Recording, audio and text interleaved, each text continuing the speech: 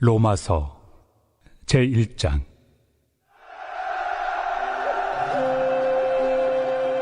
예수 그리스도의 종 바울은 사도로 부르심을 받아 하나님의 복음을 위하여 택정함을 입었으니, 이 복음은 하나님이 선지자들을 통하여 그의 아들에 관하여 성경에 미리 약속하신 것이라. 그의 아들에 관하여 말하면 육신으로는 다윗의 혈통에서 나셨고, 성결의 영으로는 죽은 자들 가운데서 부활하사 능력으로 하나님의 아들로 선포되셨으니 곧 우리 주 예수 그리스도시니라. 그로 말미암아 우리가 은혜와 사도의 직분을 받아 그의 이름을 위하여 모든 이방인 중에서 믿어 순종하게 하나니, 너희도 그들 중에서 예수 그리스도의 것으로 부르심을 받은 자니라.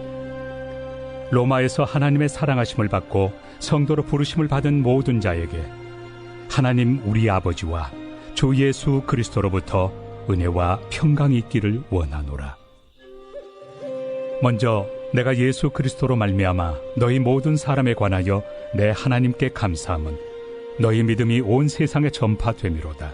내가 그의 아들의 복음 안에서 내 심령으로 섬기는 하나님이 나의 증인이 되시거니와, 항상 내 기도에 쉬지 않고 너희를 말하며 어떻게 하든지 이제 하나님의 뜻 안에서 너희에게로 나아갈 좋은 길 얻기를 구하노라.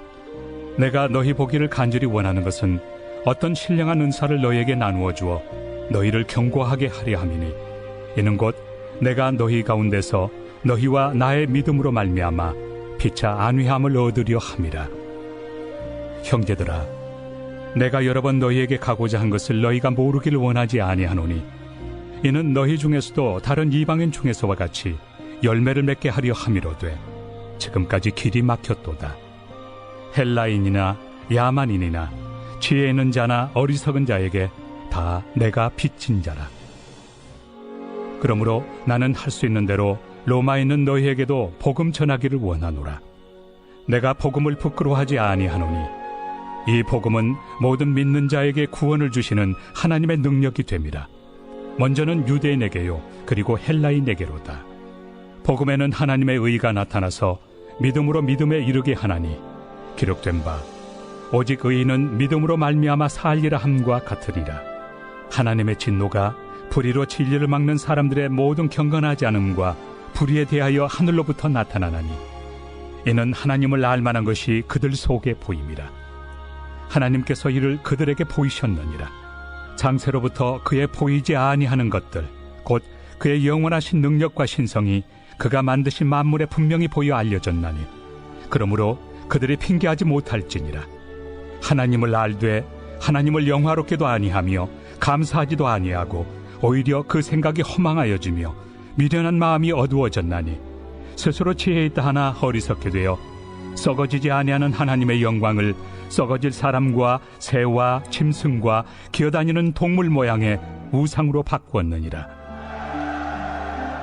그러므로 하나님께서 그들을 마음의 정욕대로 더러움에 내버려 두사 그들의 몸을 서로 욕되게 하게 하셨으니, 이는 그들이 하나님의 진리를 거짓 것으로 바꾸어 피조물을 조물주보다 더 경배하고 섬깁니다.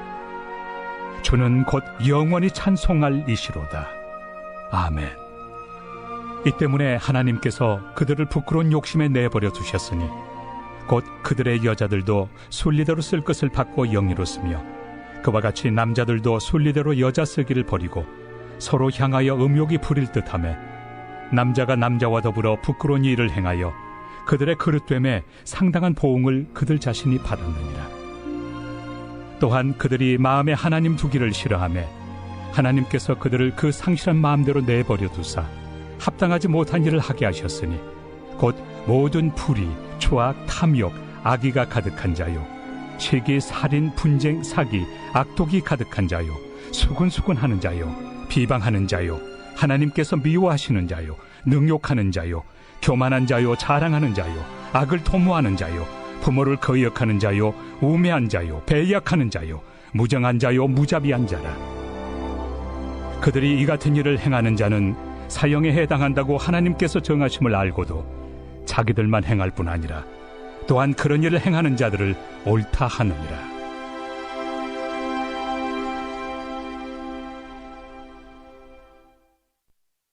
제2장. 그러므로 남을 판단하는 사람아, 누구를 막론하고 내가 핑계하지 못할 것은 남을 판단하는 것으로 네가 너를 정죄함이니 판단하는 내가 같은 일을 행함이니라. 이런 일을 행하는 자에게 하나님의 심판이 진리대로 되는 줄 우리가 아노라.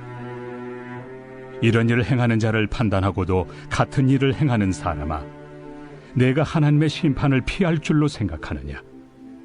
혹 내가 하나님의 인자심이 너를 인도하여 회개하게 하심을 알지 못하여 그의 인자심과 용납하심과 길이 참으심이 풍성함을 멸시하느냐? 다만 내 고집과 회개하지 아니한 마음을 따라 진노의 날, 곧 하나님의 의로우신 심판이 나타나는 그날에 임할 진노를 내게 쌓는도다. 하나님께서 각 사람에게 그 행한 대로 보응하시되 참고 선을 행하여 영광과 존귀와 썩지 아니함을 구하는 자에게는 영생으로 하시고, 오직 당을 지어 진리를 따르지 아니하고 불의를 따르는 자에게는 진노와 분노로 하시리라. 악을 행하는 각 사람의 영에는 환난과 곤고가 있으리니 먼저는 유대인에게요 그리고 헬라인에게며, 선을 행하는 각 사람에게는 영광과 존귀와 평강이 있으리니 먼저는 유대인에게요 그리고 헬라인에게라. 이는 하나님께서 외모로 사람을 취하지 아니하심이라. 무릇 율법 없이 범죄한 자는 또한 율법 없이 망하고, 무릇 율법이 있고 범죄한 자는 율법으로 말미암아 심판을 받으리라.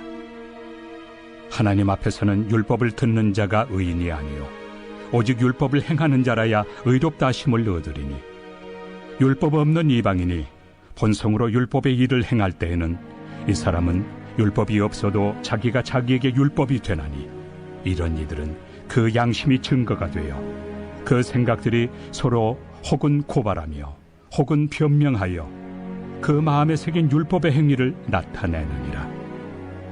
곧 나의 복음에 이른 바와 같이 하나님이 예수 그리스도로 말미암아 사람들의 은밀한 것을 심판하시는 그날이라. 유대인이라 불리는 내가 율법을 의지하며 하나님을 자랑하며 율법의 교훈을 받아 하나님의 뜻을 알고 지극히 선한 것을 분간하며 맹인의 길을 인도하는 자요 어둠에 있는 자의 빛이요 율법에 있는 지식과 진리의 모본을 가진 자로서 어리석은 자의 교사요 어린아이의 선생이라고 스스로 믿으니, 그러면 다른 사람을 가르치는 내가 내 자신은 가르치지 아니하느냐? 도둑질하지 말라 선포하는 내가 도둑질하느냐? 간음하지 말라 말하는 내가 간음하느냐? 우상을 가증히 여기는 내가 신전 물건을 도둑질하느냐?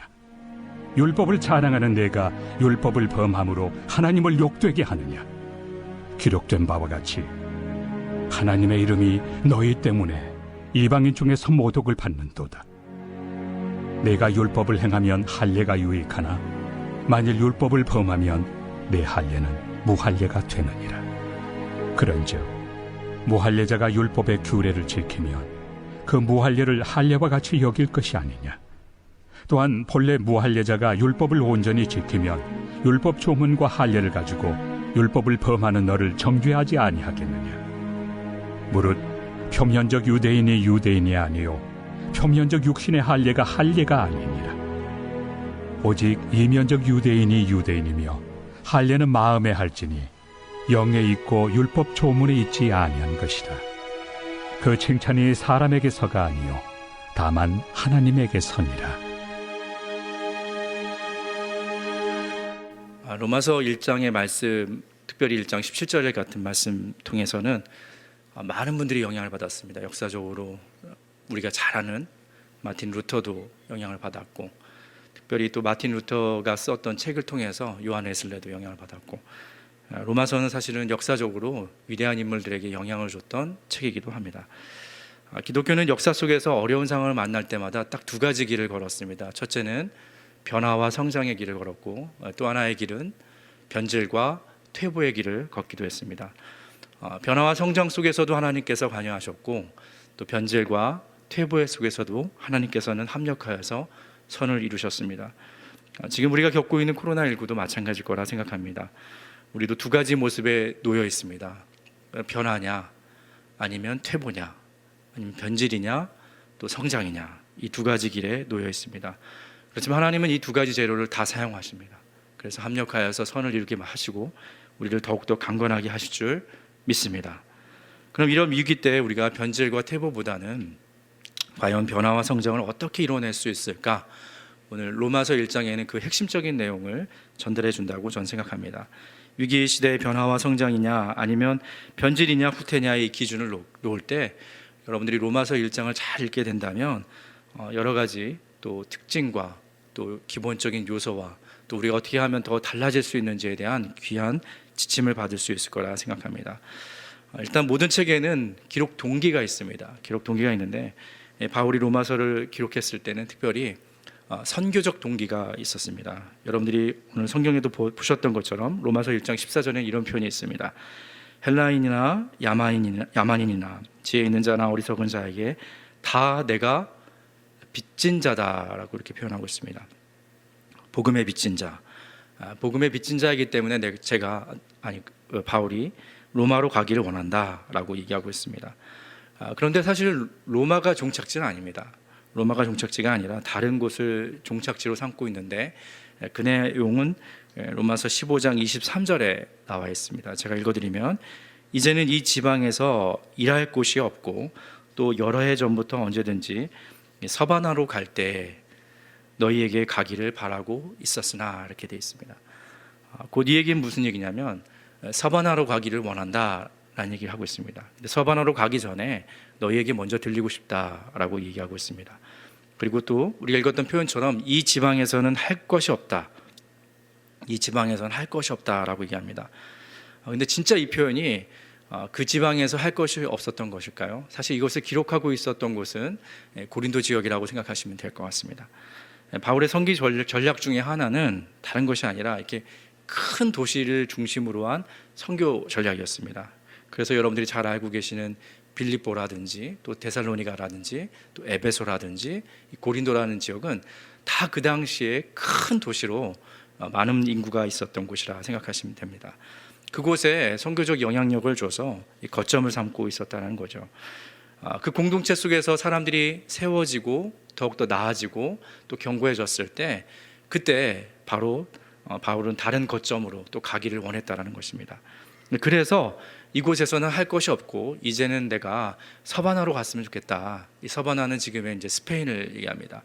그래서 그 스페인을 가기 전에 로마를 들려서 어떤 로마를 통한 그 거점을 통해서 스페인으로 갔으면 좋겠다라는 이런 선교적인 동기를 얘기했습니다. 한마디로 이제 스페인을 가기 위한 로마가 거점, 베이스 캠프가 됐으면 좋겠다라는 얘기를 한 거죠. 이렇게 복음의 빚진 자가 바로 선교적 전략을 가지고 또 선교적 동기를 가지고 이렇게 또 로마서를 쓰고 있고 내가 미리 이제 갈 것이니 준비 좀 해달라라는 얘기를 쓰고 있는 것입니다. 그런데 이제 이런 선교적 동기, 어떻게 보면 선교의 파송을 받기 위해서 로마에 편지를 쓰는데 굳이 16장까지 쓸 필요는 없다고 생각합니다. 한 가지 또 다른 목적을 얘기하는데요. 여러분들이 한번 보실까요? 1장 11절의 말씀입니다. 내가 너희 보기를 간절히 원하는 것은 어떤 신령한 은사를 너희에게 주어 너희를 견고하게 하려 함이니 라고 되어 있습니다. 네, 저는 그래서 신앙의 가장 중요한 게 우리가 견고함인데 그 견고함, 무엇이 견고함을 이룰 수 있을까라는 그런 어떤 제목을 가지고 같이 나눌 것입니다.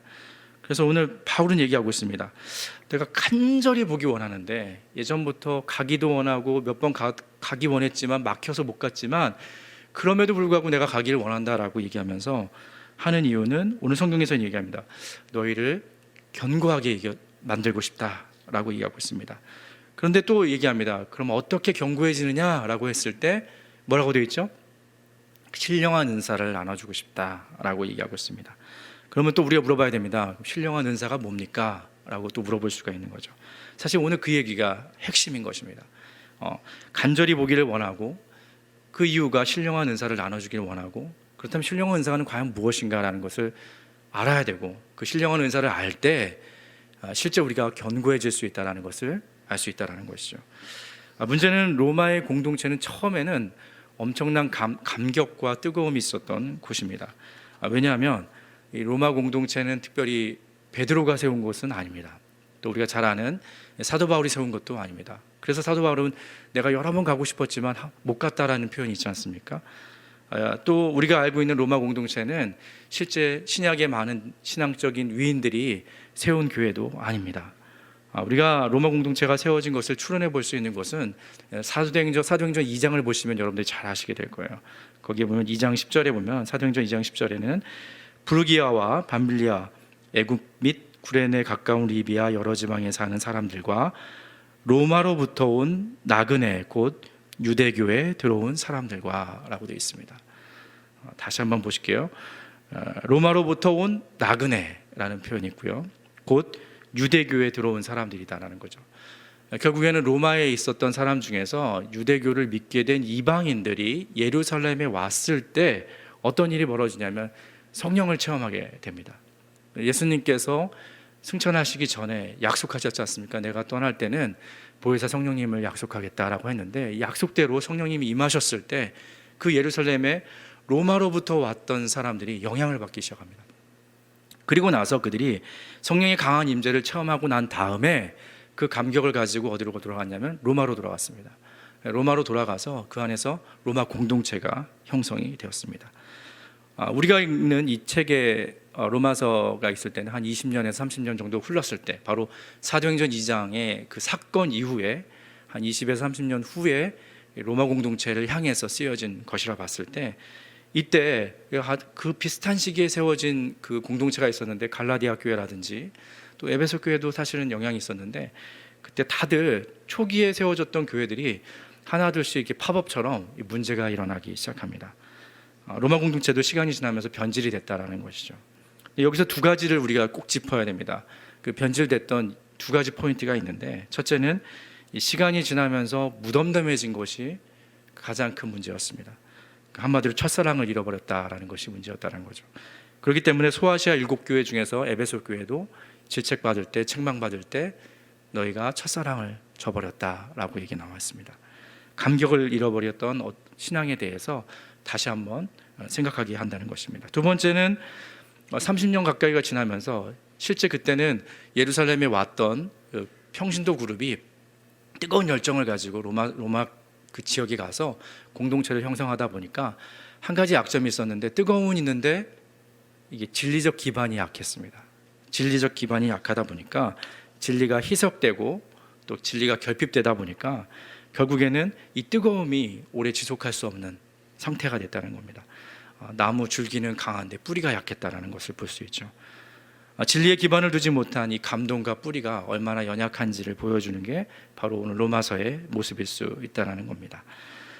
그리고 또 자기 생각대로 또 이 복음을 해석하다 보니까 복음 비슷하지만 유사하지만 이게 본질적인 것이 희석되고 또 복음이 변질되다 보니까 문제가 터지고 있다는 것입니다. 다시 정리한다면 우리 삶에도 마찬가지입니다. 이 견고함이 사라질 때 두 가지 특징이 나타나는데 첫째는 하나는 구원의 감격을 잃어버린 무덤덤한 상태로 된다는 것입니다. 또 한 가지는 진리가 결핍된다는 것입니다. 그래서 우리가 강단에서 선명한 진리가 나타나는 것이 굉장히 중요하다는 것이죠. 이에 바울은 이 감동과 은혜를 다시 한번 회복하고 이 냉랭한 로마 교회를 향해서 처방전을 내렸는데 그게 바로 뭐냐면 로마서 1장 그 이후부터 쭉 나오는 내용이라 보시면 됩니다. 이 변질된 개인과 또 공동체를 회복하는 방법도 그 내용을 전달하고 있는 것이 바로 오늘 다른 것이 아니라 예수밖에 없다라는 것을 얘기하고 있다는 것입니다. 이것을 생각하시면서 처음 사랑을 회복할 수 있는 길과 우리 신앙을 견고하게 만드는 것과 변질됐던 우리의 신앙을 다시 한번 되돌릴 수 있는 방법을 얘기하는데요. 그것을 기억하시면서 여러분들이 한번 1절부터 4절까지 한번 보시면 됩니다. 그 내용이 이렇게 바로 초두에 나와 있는 거죠. 제가 읽어드릴게요. 1절입니다. 예수 그리스도의 종 바울은 사도로 부르심을 받아 하나님의 복음을 위하여 택정함을 입었으니 이 복음은 이제 복음이 나오는 것입니다. 이 복음은 하나님이 선지자를 통하여 그의 아들에 관하여 성경에 미리 약속하신 것이라. 그의 아들에 관하여 말하면 육신으로 다윗의 혈통에서 나셨고 성결의 영으로는 죽은 자 가운데서 부활하사 능력으로 하나님의 아들로 선포되셨으니 곧 우리 주 누구시라고요? 예수님이시라. 이걸 회복해야 된다라는 얘기를 하는 것입니다. 다른 복음은 없다. 다른 복음은 없고 희석시키지 말고 이 중요한 복음이 회복됐을 때 우리의 삶이 다시 한번 일어설 수 있다라는 얘기를 하고 있다는 것입니다. 다시 정리하면 바울은 로마 교회를 향해서 간절히 원한다고 했습니다. 내가 너희를 보길 원하는데 그 이유 중에 하나는 뭐냐면 너희가 견고케 되기를 원한다라고 얘기하고 있습니다. 견고케 되기를 원하는데 어떻게 견고케 되기를 원하느냐 했을 때 내가 신령한 은사를 나눠주기를 원한다라고 얘기하고 있습니다. 그런데 여러분들 여기가 중요한 게 있습니다. 이게 신령한 은사라고 하다 보니까 우리가 마치 이렇게 약간 아주 특별한 은사처럼 생각할 때가 많습니다. 이렇게 느낌이 뭔가 아주 특별하고 모호하게 여겨지는 게 맞는데 영어 성경에는 아주 깔끔하게 되어 있습니다.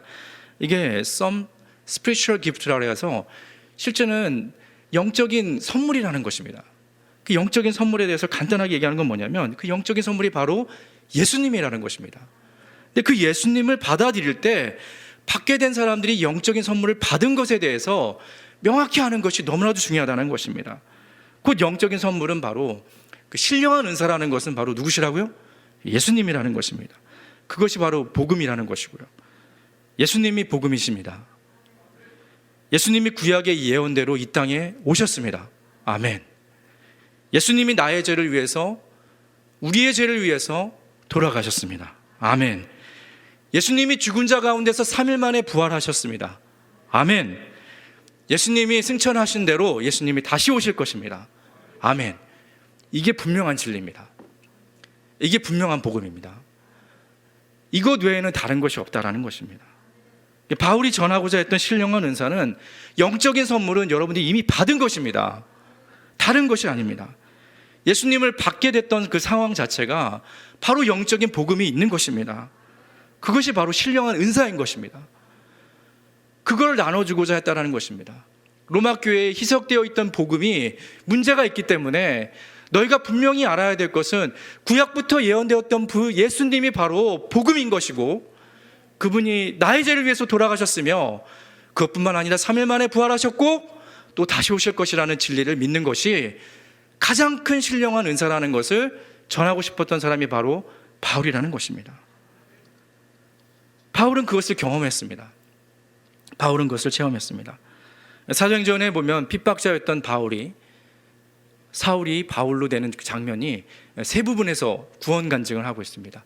9장에서도 하고 있고요, 22장에서도 하고 있고요, 26장에서도 그 일을 하고 있습니다. 근데 여러분 그 내용이 동일한 내용도 있지만 약간 다르면서 서로 보완을 하고 있습니다. 특별히 22장에는 이런 내용들이 나와 있습니다. 그날 분명히 같이 도시락 싸들고 예수님을 믿는 사람들을 핍박하기 위해서 가는 그 다메섹 도상에서 많은 무리들과 함께 가고 있는데 갑자기 정오의 빛이 나타나는 겁니다. 근데 성경에 보니까 22장에는 그 빛은 같이 가던 사람들도 다 보게 됩니다. 그런데 하나 특징적인 게 뭔지 아세요? 다 같이 빛을 봤는데 유일하게 소리를 사울아 사울아 그 소리를 들었던 사람은 사울밖에 듣지 못합니다. 사울밖에 듣지 못합니다. 그래서 성경은 이렇게 얘기합니다. 사도행전 22장 9절에는요 나와 함께 있는 사람들이 빛을 보면서도 나더러 말하기를 이의 소리를 듣지 못했다라고 나와 있습니다. 그러니까 사울아 사울아 직접적으로 이렇게 부르시는 것을 경험하지 못했다라는 것입니다. 바울은 바로 이 장면에서 하나님이 나를 부르시는 그게 신령한 은사라고 부르는 것입니다. 그의 부르심 앞에 그 영적인 선물을 받았다라는 것입니다. 많은 사람들이 함께 가고 있는데 빛은 보지만 결국엔 그 소리를 듣고 반응하는 사람은 자기밖에 없었다라는 것입니다. 사랑하는 중앙의 가족 여러분, 여기 앉아 계신 분들도 그렇지 않습니까? 많은 사람들이 있지만 하나님의 음성을 듣고 이 자리에 나오신 거 아닙니까? 많은 사람들이 있지만 그 하나님의 음성에 반응을 해서 예수 그리스도를 믿게 된 것이 아닙니까? 이게 듣는 것뿐만 아니라요, 그 들었을 때는 여러 가지가 정리가 됩니다. 예수님이 왜 이 땅에 오셨는지, 예수님이 왜 나를 위해서 돌아가셨는지, 예수님이 왜 3일 만에 부활하셨는지, 예수님이 왜 다시 오셔야 하는지, 여러분들에게 누가 강요하지 않아도 믿는 것입니다. 그게 영적인 선물입니다. 지나가는 사람들한테 예수님을 전해보십시오. 90에서 80% 대부분은 그것을 거부할 것입니다. 근데 여러분들은 받아들여지지 않습니까? 예수님을 구주로 인격적으로 만나셨지 않습니까?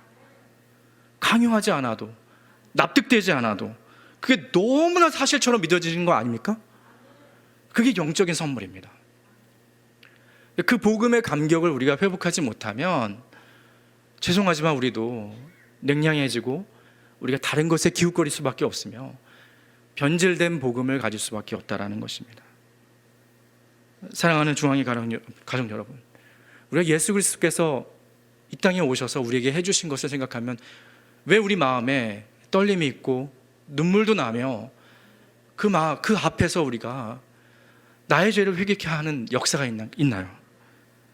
저는 그건 영적인 선물이라고밖에 표현할 수가 없습니다. 근데 그게 아무에게나 일어나는 것이 아닙니다. 어떤 사람에게만 일어나고 있다는 것입니다. 그 저항할 수 없는 하나님의 은혜가 왔기 때문에 여러분들이 반응했다는 것입니다.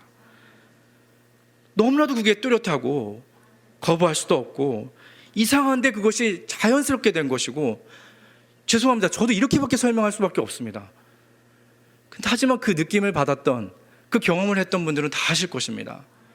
예수님이 여러분들을 만나 주셨을 때, 예수님이 여러분들을 찾아와 주셨을 때 나도 모르게 죄가 토로가 되고 내가 죄인 중에 괴수라는 것들을 고백하게 되고 나의 못난 부분들이 누가 말하지 않아도 고백하게 되는 그런 어떤 현상들, 그게 바로 영적인 선물의 자리라는 것입니다.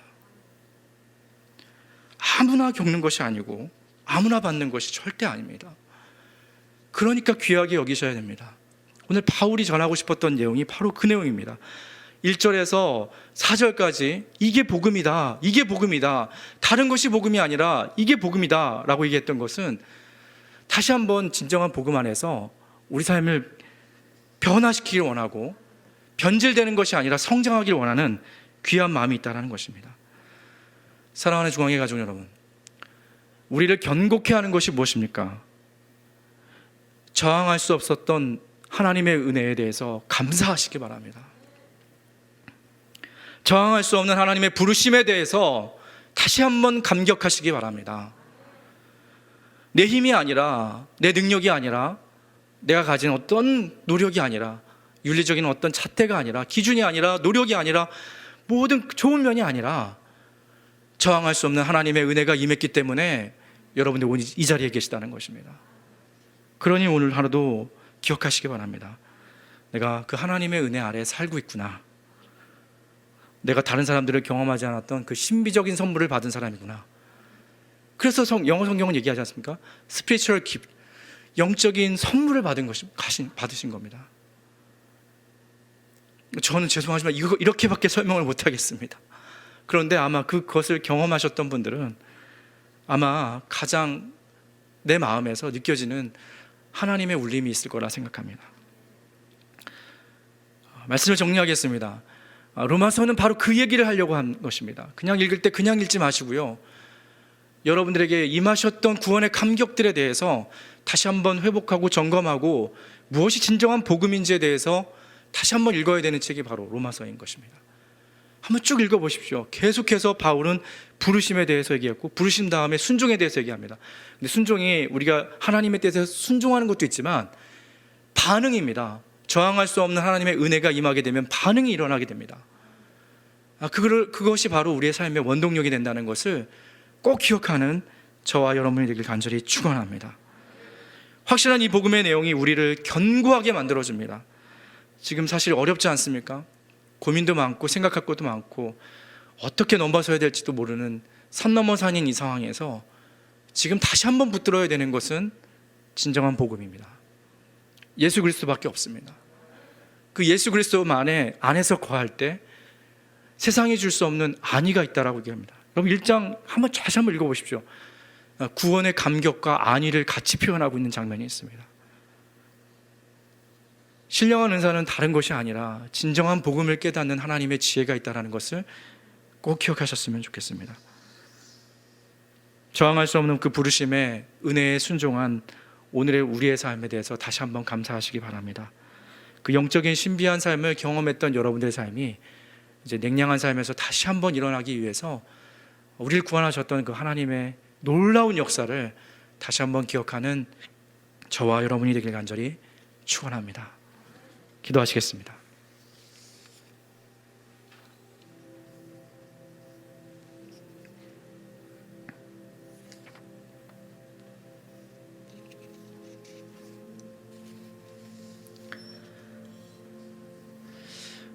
이 시간에 우리 한번 같이 함께 기도했으면 좋겠습니다. 복음은 다른 것이 아닙니다. 예수 그리스도. 오늘 바울은 얘기하고 있습니다. 이 복음은 하나님이 선지자를 통하여 그 아들에 관하여 성경에 미리 약속하신 것이라. 그의 아들에 관하여 말하면 육신으로 다윗의 혈통에서 나셨다. 성결의 영으로는 죽은 자 가운데서 부활하사 능력으로 하나님의 아들로 선포되셨으니 곧 우리 주 예수 그리스도가 진정한 복음이다. 다른 것은 없습니다. 우리가 다른 것에 기웃거리지 않았으면 좋겠습니다. 이 시대에 더욱더 견고하게 살아갈 수 있는 방법은 진정한 복음을 붙잡고 살아가는 방법밖에 없다고 생각합니다. 오늘 기도하실 때 그 부분을 기억하시면서 같이 함께 기도했으면 좋겠습니다. 또 기도하실 것은 특별히 12월 3일 6년간 우리 준비한 또 수능을 앞둔 우리 수험생들이 있습니다. 또 실기와 면접과 또 미리 진행한 시험들로 결과를 기다리고 있는 친구들이 있는데 또 6년간의 결실들이 잘 맺어질 수 있도록 함께 기도해 주셨으면 좋겠습니다. 또 금요일 날에는 안희성 목사님을 모시고 또 우리가 말씀을 듣게 됩니다. 오시는 분에겐 준비된 말씀을 또 함께 참여한 분들에게는 의미 있는 시간이 되게 해달라고 같이 함께 기도해 주셨으면 좋겠습니다. 우리 영적인 회복을 위해서 다시 한 걸음을 추진하고 있습니다. 어느 시간, 어느 장소, 어디 있든지 간에 하나님 앞에 엎드리는 기도의 삶을 이어갈 수 있도록 함께 기도해 주셨으면 좋겠습니다. 또 교회와 담임 목사님과 원로 목사님을 위해서 기도해 주시되 맡은 사명을 감당하시기 위한 영육의 강건함과 특별한 건강을 허락해 주셔서 주신 사명을 잘 감당케 해달라고 함께 기도해 주셨으면 좋겠습니다. 또 우리의 육신적으로 경제적으로 여러 가지 질병으로 앓고 있는 분들이 참 많습니다. 병상을 털어내고 함께 예배할 수 있는 자리를 위해서도 같이 함께 기도해 주시기 바랍니다. 지금 코로나19로 말미암아 여러 사회 전반적인 것뿐만 아니라 전 세계가 어려움을 겪고 있습니다. 하루빨리 하나님의 계획 속에서 하나님이 담아놓으신 계획도 발견할 뿐만 아니라 종식될 수 있도록 함께 기도해 주셨으면 좋겠습니다. 그 위에도 우리 교회 여러 사역들을 위해서 같이 함께 기도하도록 하겠습니다. 기도합니다. 전능하신 하나님, 오늘 우리가 이 자리에 모여서 함께 기도할 것은 특별히 아버지 하나님 우리 신앙의 변질과 첫사랑을 잃어버렸다면